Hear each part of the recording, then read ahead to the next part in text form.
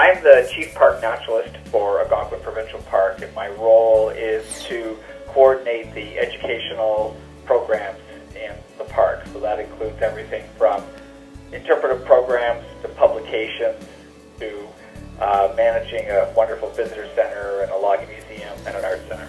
I think I have the most interesting job in the park and perhaps in the province.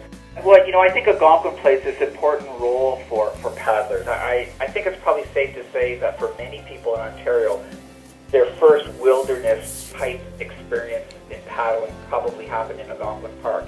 I think it's really important for everybody to really understand what it means when you go camping in Black Bear Country. And what I'm really trying to look at in this presentation is to look at the role of education and how important education plays in something like managing people's expectation when they're camping in the backcountry, but also how education can play such an important role in management, messaging, and how we actually manage a species like black bear. So the idea really there is that if you have a good understanding of why black bears do what they do, you have a better ability to be safe in Black Bear Country.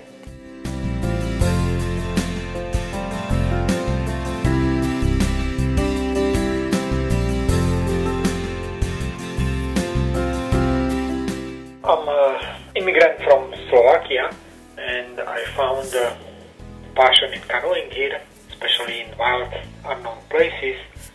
And I also found Lynette here, who does paddling in the wild, unknown places. So we go together on many rivers and lakes where not many other people go into. And this will be our story, how we crossed with other four friends from Hudson Bay to Ungava Bay in very northern Quebec.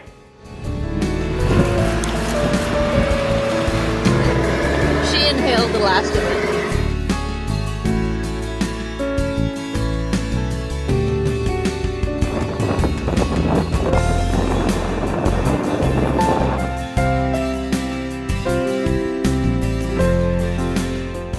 My name is Jack Goring, and I started canoeing with a friend in 1941. That was when I was at school. Later, I met with Eric Morse, who started me on the Arctic canoe trips, one of which was down the Coppermine in 1966. Among the members of the crew, or the group, were Pierre Trudeau, who was assistant to Prime Minister Pearson at the time. This followed Franklin's route from Lac de Gras down to the town of Coppermine on the Arctic Ocean. The next time I was in that general area was in 1970, which was the centennial of the Northwest Territories, when our group started at Point Lake on the Coppermine River and went south to Yellowknife.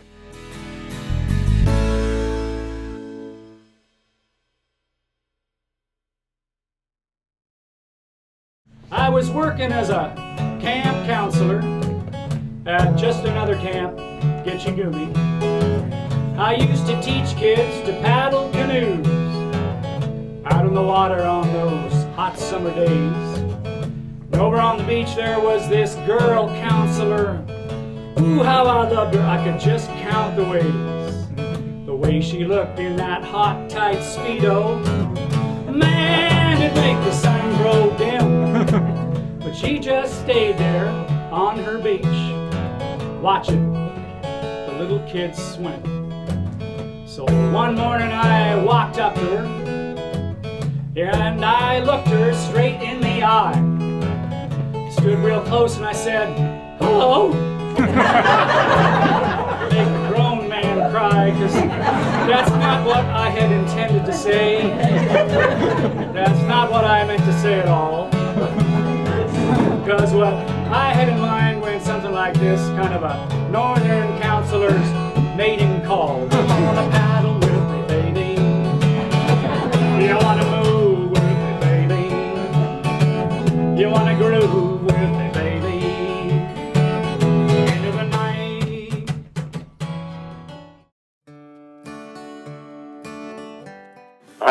Johnston, and I am an avid paddler, a whitewater paddler, and a wilderness canoe tripper. And my heart is in on the barren lands in the Arctic. So I did a project that started a couple years ago when we had paddled across the Devont River, and of course came upon Tyrrell's famous boulder cairn. And it was decided that among the group that we should make an effort to try to preserve the cairn notes, and that started us on a journey that I will speak about at the Wilderness Canoe Symposium. And at first, you know what you're missing. Hi, I'm Jason White, and every year I usually do a big canoe trip up north. This summer, I had a lot of difficulty finding a partner. Most of my friends have kids or responsibilities and jobs, so I sort of, had to get creative this summer with finding partners. So I'm going to speak about the story and the process of how I went about solving my problem. Country stretching out in front of you, something happens to you. My name is Louise Abbott, and I'm an independent documentary filmmaker in Quebec. I've always sought out remote areas, and in Nunalak, A Forgotten Story, I'll be taking you on a journey to a bewitching remote island in southeastern James Bay, an island in the middle of Cree territory that was once inhabited by a group of Inuit. One of your traveling companions will be the only surviving Inuk to have been born and grown up on the island. Her name is Minnie Outla Freeman, and I believe that her story will touch your heart as it touched mine.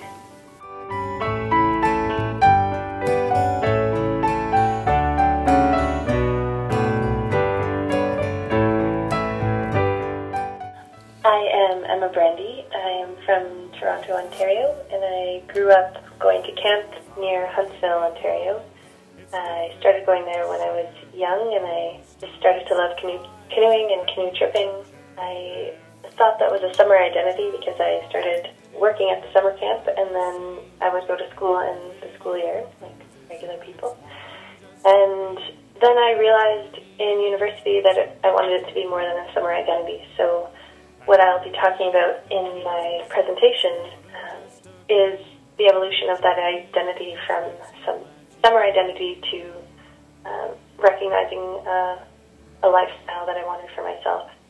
I went to do my master's in outdoor education at the University of Edinburgh, and in an attempt to write something for my thesis that I felt connected to, I found something called autoethnography, and I'll be discussing how that research style became a source of writing inspiration, and how I found transformation through canoe tripping and through writing about that experience. For the first load of tomorrow will be in. My name is Connor Myhill. I'm a writer and a photographer from Sault Ste. Marie, Ontario. My passion is sharing the joys that I find in the outdoors with other people, and that might be through outdoor adventure, through paddling and skiing and winter camping and all the other things I like to do, and also through environmental activism as well. I think it's important as someone who likes to participate in the outdoors also to be willing to defend it as well. We did a neat trip. We started pretty much right at the end of the managed waterscape up there, so to speak, so right at the headwaters of the James Bay Project diversions, and we headed into wild water. So we headed north and northwest to the Great Whale River, and kind of deked in and out of the Great Whale onto the Coates River, which is a lesser traveled river that we found to be very pleasant. Lots of nice runnable rapids and big falls and lakes, and just wonderful scenery up there. Semi-open country, so the portaging was generally pretty good, although there weren't any trails. We didn't see very many signs of people passing before us. Just a great time to be out on the land for 30 days. You fall into a comfortable rhythm that anyone who's done a long trip would be familiar with, and I think something that I'm really enjoying and passionate about. Drops away and leaves me free to roam. I'm Nancy Scott, and I've worked as a park planner with the Ontario Ministry of Natural Resources throughout Northern Ontario. So for over 25 years, my role has involved field reconnaissance and preparation of management plans for parks such as Woodland Caribou, Wabakini, Sasagi, and Killarney.